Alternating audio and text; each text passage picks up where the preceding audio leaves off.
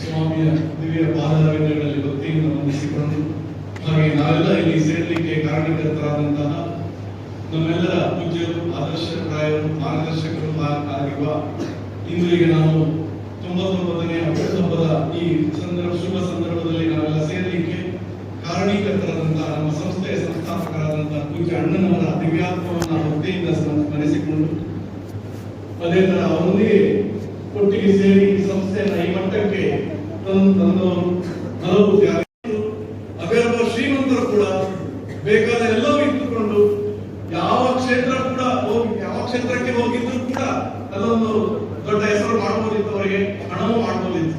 ಆದರೆ ಅದನ್ನು ಬಿಟ್ಟು ಅವರು ಆಯ್ಕೆ ಮಾಡಿರುವಂತದ್ದು ಶಿಕ್ಷಣ ಕ್ಷೇತ್ರ. At the divine lotus feet of Mother Sai. Today, I am here in front of you to talk a little about our dearmost Anna, Madiyal Narayan Bhatt. Madiyal Narayan Bhatt was born on 30th December 1927 to a small village in Madiyala. His father was Timmappa Bhatt and mother Gaurama.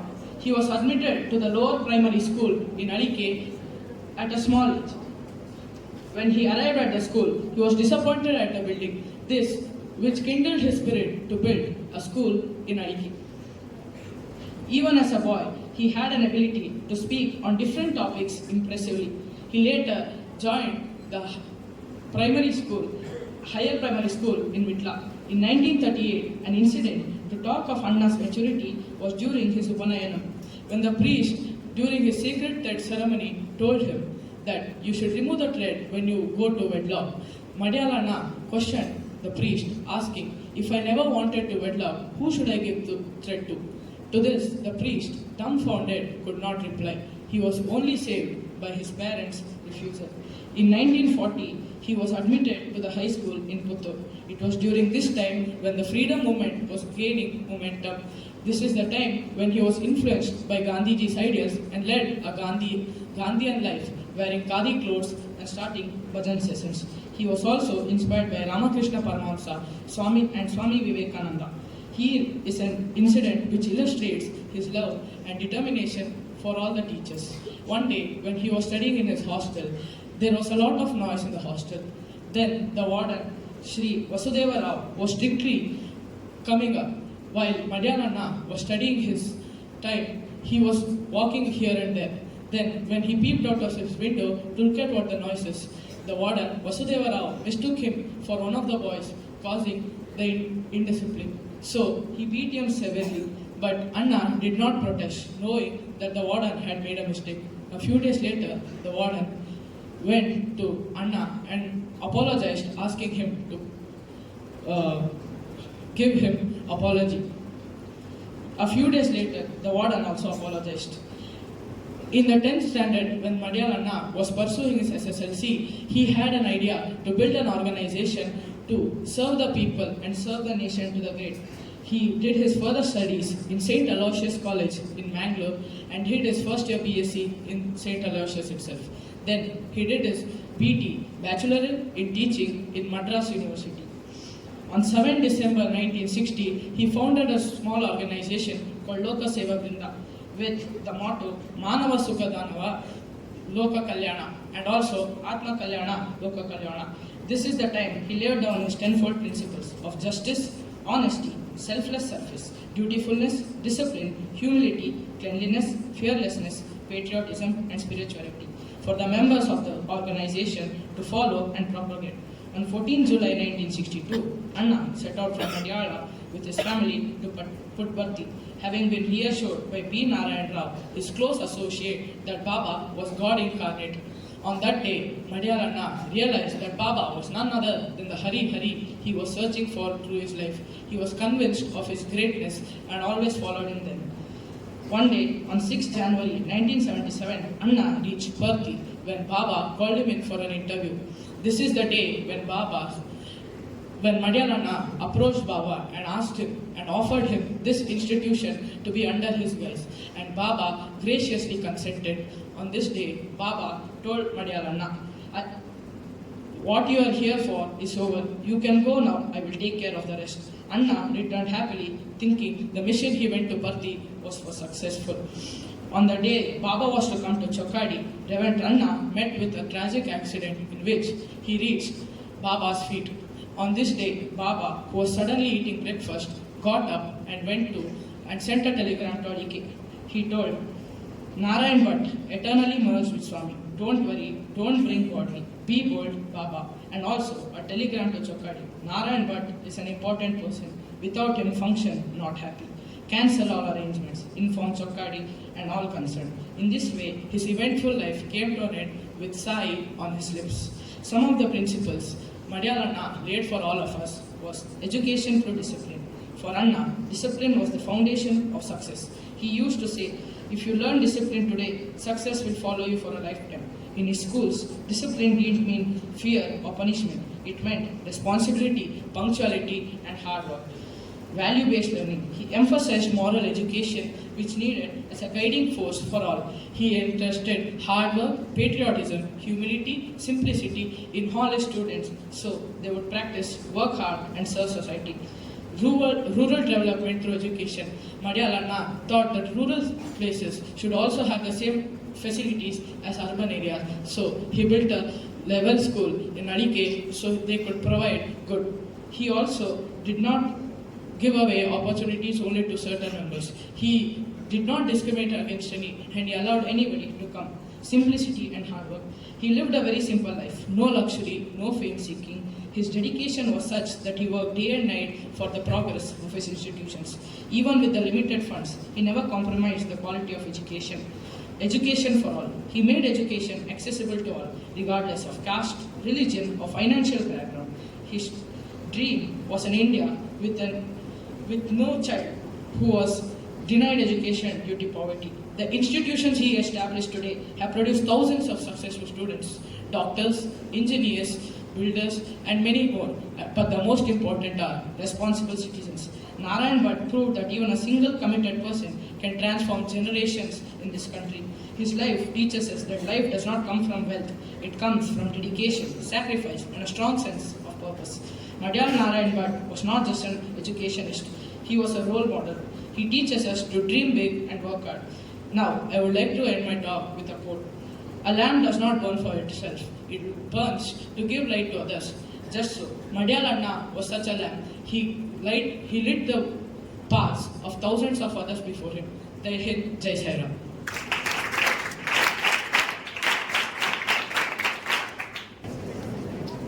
ನಖರ್ಮಣಾನಃ ಪ್ರಚಯಾದನೆ ನತ್ಯಾಗೇನೈಕೆ ಅಮೃತತ್ವಮಾನಶು ಪರೇಣನಾಕಂ ನಿಹಿತಂ ಗುಹಾಯ ವಿಭ್ರಾಜತೆ ಯಥಯೋ ವಿಶೇಷ. ಓಂ ಶ್ರೀ ಸಾಯಿ. ಮೊಟ್ಟ ಮೊದಲಿಗೆ ಸಾಯಿ ಮಾತೆಯ ದಿವ್ಯ ಪಾದಾರವಿಂದಗಳಿಗೆ ನನ್ನ ಭಕ್ತಿಪೂರ್ವಕ ಪ್ರಣಾಮಗಳನ್ನು ಸಲ್ಲಿಸುತ್ತಾ, ಇಲ್ಲಿ ಉಪಸ್ಥಿತರಿರುವ ಗುರು ಹಿರಿಯರೇ ಹಾಗೂ ನನ್ನ ನೆಚ್ಚಿನ ಸಾಯಿ ಸಹೋದರರು, ನಿಮ್ಮೆಲ್ಲರಿಗೂ ನನ್ನ ಸುಪ್ರೇಮ ಸಾಯಿ. ಸಂಭವಾಮಿ ಯುಗೆ ಯುಗೆ ಎಂಬಂತೆ ಈ ದೇವಭೂಮಿಯಾದ ಪುಣ್ಯ ನದಿಗಳ ಕ್ಷೇತ್ರವಾದ ನಮ್ಮ ದೇಶ ಭಾರತದಲ್ಲಿ ಹಲವಾರು ಸಾಧು ಸಂತರು ಋಷಿಮುನಿಗಳು ಜನ್ಮವೆತ್ತಿ ಬಂದಿದ್ದಾರೆ. ಇವರ ಮೂಲ ಉದ್ದೇಶವೇ ಧರ್ಮ ಸಂಸ್ಥಾಪನೆಯಾಗಿತ್ತು. ಅಂತಹ ಒಬ್ಬ ಸರ್ವಗುಣ ಸಂಪನ್ನ ಉಳ್ಳ ಒಬ್ಬ ವ್ಯಕ್ತಿಯಾದ ಈ ನಮ್ಮ ದಕ್ಷಿಣ ಕನ್ನಡ ಜಿಲ್ಲೆಯ ಒಂದು ಪುಟ್ಟ ಗ್ರಾಮದಲ್ಲಿಯೂ ಅವತರಿಸಿರುತ್ತಾರೆ. ಅವರೇ ನಮ್ಮೆಲ್ಲರ ಪ್ರೀತಿಯ ಅಣ್ಣ ಪೂಜ್ಯ ಮಡಿಯಾಳ ನಾರಾಯಣ ಭಟ್ರು. ಇವರು ಇಂದಿಗೂ ನಮ್ಮ ಹೃದಯದಲ್ಲಿ ಚಿರಋಣಿಯಾಗಿ ಚಿರಸ್ಥಾಯಿಯಾಗಿ ಉಳಿದಿದ್ದಾರೆ ಎಂದರೆ ಅದಕ್ಕೆ ಮೂಲ ಕಾರಣವೇ ಇವರ ತ್ಯಾಗ ಮನೋಭಾವ. ಸಹೋದರರೇ, ಅಣ್ಣನವರು ತಾವು ವಿವೇಕಾನಂದ, ಸತ್ಯಸಾಯಿ ಬಾಬಾ ಹಾಗೂ ಮಹಾತ್ಮ ಗಾಂಧೀಜಿ ಇನ್ನಿತರು ಮಹಾತ್ಮರ ಜೀವನ ಚರಿತ್ರೆಯಿಂದ ಪ್ರಭಾವಿತಗೊಂಡು ಅವರು ಮುಂದೆ ದಶತತ್ವವೆಂಬ ಒಂದು ಪ್ರತಿಷ್ಠಿತ ಸಿದ್ಧಾಂತವೊಂದನ್ನು ರಚಿಸಿರುತ್ತಾರೆ. ಆತ್ಮ ಕಲ್ಯಾಣವೇ ಲೋಕ ಕಲ್ಯಾಣ ಇವರ ಮೂಲ ಧ್ಯೇಯ ವಾಕ್ಯ ಹಾಗೂ ಮೂಲ ಉದ್ದೇಶವಾಗಿತ್ತು. ಎಂದರೆ ನಮ್ಮ ಆತ್ಮೋದ್ಧಾರವಾದರೆ ಲೋಕೋದ್ಧಾರವು ತನ್ನಷ್ಟಕ್ಕೆ ತಾನೇ ಆಗುತ್ತದೆ ಎಂಬುದನ್ನು ಅಣ್ಣ ದೃಢವಾಗಿ ನಂಬಿದ್ದಾರೆ. ಅದೇ ರೀತಿ ನೋಡುತ್ತಾ ಹೋದರೆ ಈ ತಾವು ರಚಿಸಿರುವ ಈ ದಶತತ್ವಗಳು ಯಾವುದೆಂದು ನೋಡುವುದಾದರೆ, ಮೊದಲಿಗೆ ನ್ಯಾಯ, ಪ್ರಾಮಾಣಿಕತೆ, ಕರ್ತವ್ಯ ನಿಷ್ಠೆ, ಶಿಸ್ತು, ನಮ್ರತೆ, ನೈರ್ಮಲ್ಯತೆ, ನಿಸ್ವಾರ್ಥ ಸೇವೆ, ದೇಶಪ್ರೇಮ, ನಿರ್ಭಯತೆ ಹಾಗೂ ಆಧ್ಯಾತ್ಮಿಕತೆ. ಈ ದಶತತ್ವಗಳ ಸಾರವನ್ನು ನೋಡುವುದಾದರೆ ಮೊದಲಿಗೆ ನ್ಯಾಯ. ಸಹೋದರರೇ, ಈಗಿನ ವಾಸ್ತವ ಸಮಾಜದಲ್ಲಿ ಬರೀ ಅನ್ಯಾಯವೇ ತಾಂಡವವಾಡುತ್ತದೆ, ಭ್ರಷ್ಟಾಚಾರವೇ ತುಂಬಿ ತುಳುಕುತ್ತಿದೆ. ಇಂತಹ ಸಮಾಜದಲ್ಲಿ ಒಂದು ಬದಲಾವಣೆಯನ್ನು ತರಬೇಕೆಂದು ಅಣ್ಣ ತಮ್ಮ ವಿದ್ಯಾರ್ಥಿಗಳಲ್ಲಿ ಈ ನ್ಯಾಯವೆಂಬ ಅಂಶವನ್ನು ತುಂಬಿಸಬೇಕೆಂದು ಪಣತೊಟ್ಟರು. ಇನ್ನು ಪ್ರಾಮಾಣಿಕತೆ, ನಾವು ಮಾಡುವ ಪ್ರತಿಯೊಂದು ಕಾರ್ಯದಲ್ಲೂ ನಾವು ಪ್ರಾಮಾಣಿಕತೆಯನ್ನು ಕಾಪಾಡಿಕೊಳ್ಳಬೇಕು.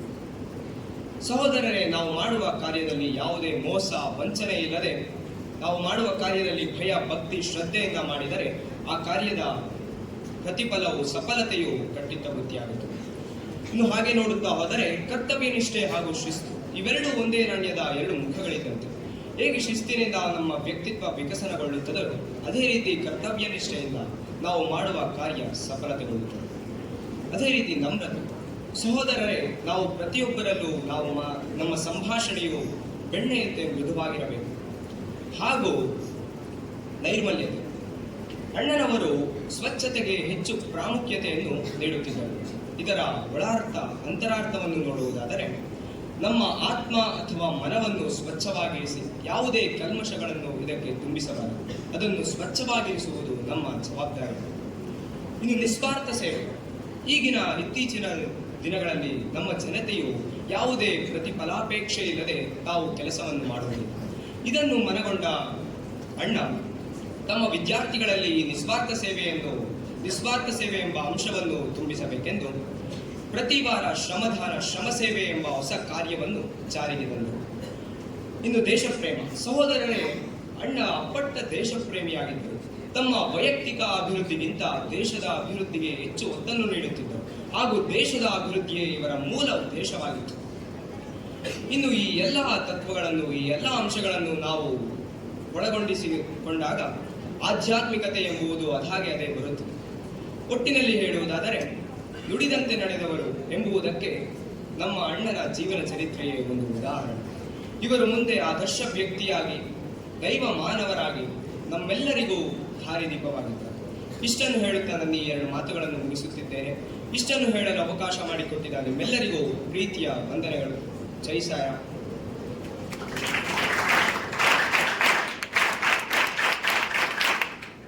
ಓಂ ಶ್ರೀ ಸಾಯಿರಾಮ್. ಪೂಜ್ಯ ಕೃಷ್ಣಣ್ಣನವರೇ, ಎಲ್ಲ ಸಹೋದರರು ಮತ್ತು ಮಕ್ಕಳು, ನೀವೇ ಚಂದ ಮಾತನಾಡಿದ್ದೀರಿ. ನಾವು ಮಾತಾಡಬೇಕಂತೇನಿಲ್ಲ, ಯಾಕೆಂದರೆ ವಿಷಯ ಸಾಧಾರಣ ಬಂದಿದೆ. ಅದರಲ್ಲಿ ಇದರ ಮೊದಲು ಒಂದು ವಿಷಯ ಏನಂದರೆ, ಮೊನ್ನೆ ಸ್ವಾಮಿಯ ಬರ್ತ್ಡೇ ದಿವಸ ಎಲ್ಲರೂ ನೀವು ಭಾಳ ಚೆನ್ನಾಗಿ ಸ್ಫೂರ್ತಿಯಿಂದ ಕೆಲಸ ಮಾಡಿ ಕಾರ್ಯಕ್ರಮ ಯಶಸ್ವಿಯಾಗಿ ಮಾಡಿದ್ದೀರಿ. ಆ ಡೆಕೋರೇಷನ್ ಅಂತೂ ಬಹಳಷ್ಟು, ನನಗೆ ಎಷ್ಟು ಹೇಳಿದರೂ ಸಾಕಾಗದೆ ಚೆನ್ನಾಗಿತ್ತು ಅಂತ. ಹಾಗೆಯೇ ನಿಮ್ಮ ಉಳಿದದ್ದೆಲ್ಲ ಕಾರ್ಯ, ಯಜ್ಞಕ್ಕೆ ಸಂಬಂಧಪಟ್ಟು ಸಹಕರಿಸಿದವರು, ಬೇರೆ ಬೇರೆ ವಿಭಾಗದಲ್ಲಿ ಸಹಕರಿಸಿದವರು ಚೆನ್ನಾಗಿ ಮಾಡಿದ್ದೀರಿ. ಹಾಗೆ ಇವತ್ತಿನದ್ದು ಕೂಡ ಚೆನ್ನಾಗಿದೆ, ನಿಮ್ಮ ರಂಗವಲ್ಲಿಯೂ ಚೆನ್ನಾಗಿದೆ, ಎಲ್ಲ ಚೆನ್ನಾಗಿದೆ. ಅದು ಭಾಳ ಖುಷಿಯಾಯಿತು ನನಗೆ. ಇನ್ನೊಂದೇನೆಂದರೆ, ನಿತ್ಯ ಇಲ್ಲಿ ನೀವು ಮಾಡುವ ಭಜನೆ ಹಾಡು ಚೆನ್ನಾಗಿ ಹಾಡ್ತಾ ಇದ್ದೀರಿ, ಚಿಂತನೆ ನಡೆಸ್ತಾ ಇದ್ದೀರಲ್ಲ, ಆ ಚಿಂತನವು ಚೆನ್ನಾಗಿಯೇ ಇದೆ. ಈ ಬೋಲ್ಡ್, ಧೈರ್ಯವಾಗಿರು, ಆರೋಗ್ಯ ಹೋಯ್ತು ಇದು ಮಾಡಬೇಡ, ಧೈರ್ಯವಾಗಿರು.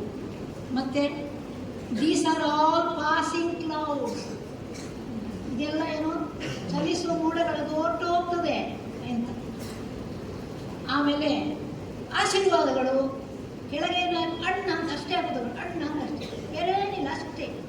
ಅದು ನಮಗೆ ಅಮೃತ ಬಿಂದುರ್ಗ ನಾನು ಹೇಳುವುದು, ಅದು ನನಗೆ ಟಾನಿಕ್ ಕೊಟ್ಟು ನನಗೆ ಭಾಳಷ್ಟು ಕೆಲವು ಅನಾರೋಗ್ಯ ಸಮಸ್ಯೆ ಬಂದಿದೆ.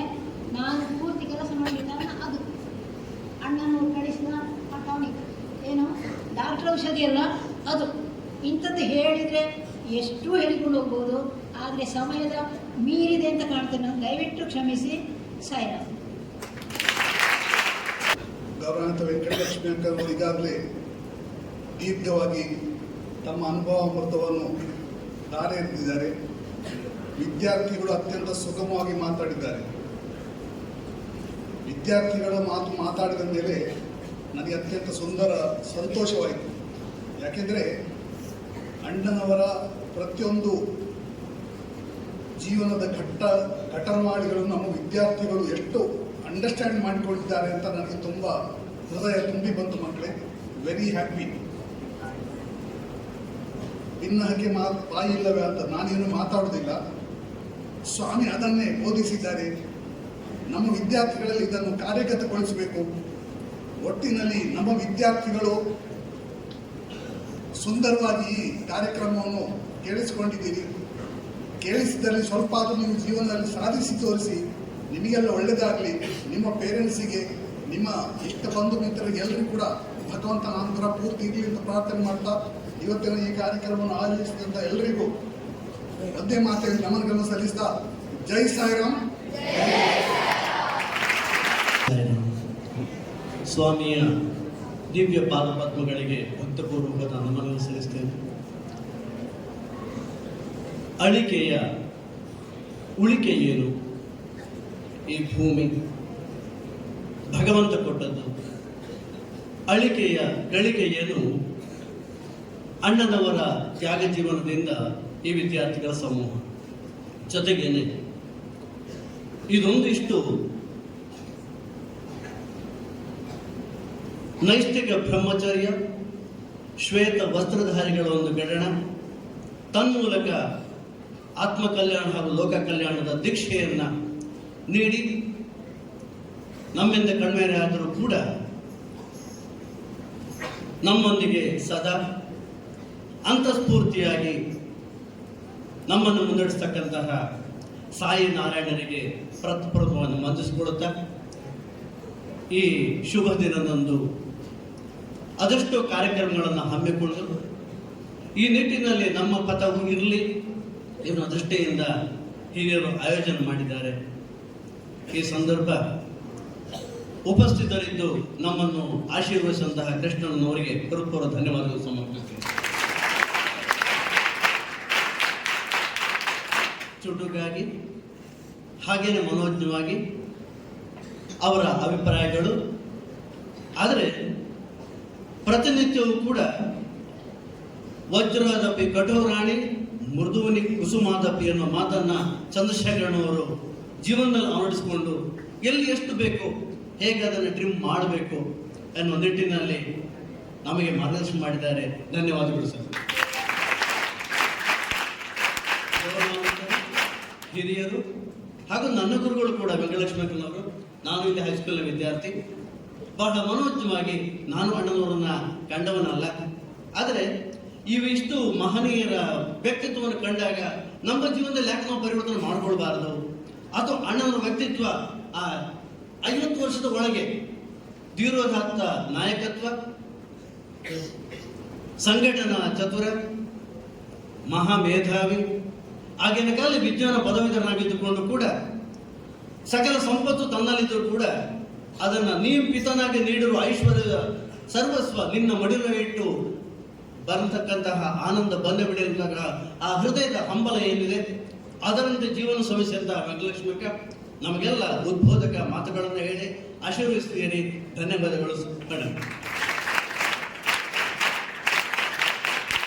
ಉಪಸ್ಥಿತರಿರ್ತಕ್ಕಂಥ ಮೈಸೂರಣ್ಣ, ಜನಾರ್ದನಣ್ಣ, ರತ್ನಾಕರಣ್ಣ ಹಾಗೂ ದಾಸಪ್ಪಣ್ಣ ಎಲ್ಲರಿಗೂ ಕೂಡ ಹೃತ್ಪೂರ್ವಕ ಧನ್ಯವಾದಗಳನ್ನು ಸಮರ್ಪಿಸ್ತೇನೆ.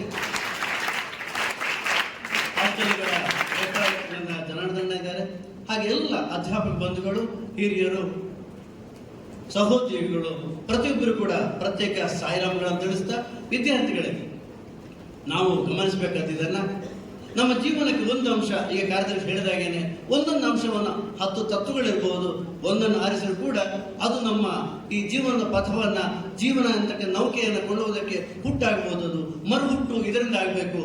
ತಮಗೆಲ್ಲರೂ ಕೂಡ ಹೃದಯ ಧನ್ಯವಾದ ಸಮರ್ಪಿಸ್ತೇನೆ. ನಾನು ಮಾತನ್ನು ಮುಗಿಸ್ತೇನೆ. ಜೈ ಸಾಯಿರಾಮ್.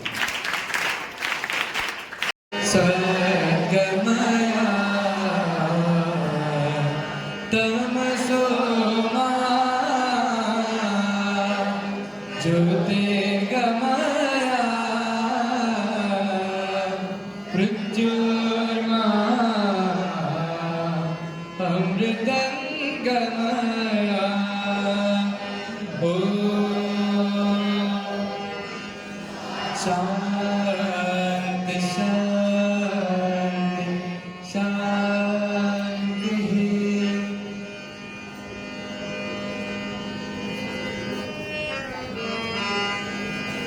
ओम जय जगदीश हरे स्वामी सत्य साई हरे भक्त जना संरक्षक भक्त जना संरक्षक परमि महेश्वर।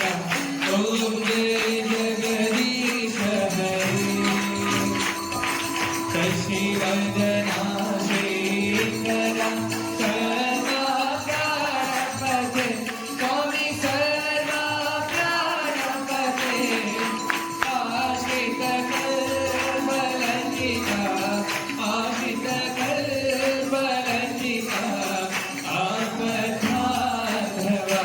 ओम जय जगदीश हरे माता पिता गुरुदैवमु मरियन्तरु नीवे स्वामी मरियन्तरु नीवे नाद ब्रह्म जगन्नाथ नाद ब्रह्म जगन्नाथ नागेन्द्राधर। ओम जय जगदीश हरे ओंकार रूप ओम साई महादेवा सत्य साई महादेवा मंगल आरती अंधुको मंगल आरती अंधुको मंदर गिरिधारी। ओम जय जगदीश हरे नारायण नारायण ओम सत्य नारायण नारायण नारायण ओम नारायण नारायण ओम सत्य नारायण नारायण ओम सत्य नारायण नारायण ओम जय सद्गुरुदेवा नारायण नारायण ओम सत्य नारायण नारायण नारायण ओम नारायण नारायण ओम सत्य नारायण नारायण ओम सत्य नारायण नारायण ओम जय सद्गुरुदेवा नारायण नारायण ओम सत्य नारायण नारायण नारायण ओम नारायण नारायण ओम सत्य नारायण नारायण ओम सत्य नारायण नारायण ओम जय सद्गुरुदेवा। ओम शांति शांति शांति। समस्त लोकाः सुखिनो भवन्तु समस्त लोकाः सुखिनो भवन्तु समस्तलोकाः सुखिनो भवन्तु ॐ शान्ति शान्ति शान्तिः जय बोलो भगवान श्री सत्य साई बाबा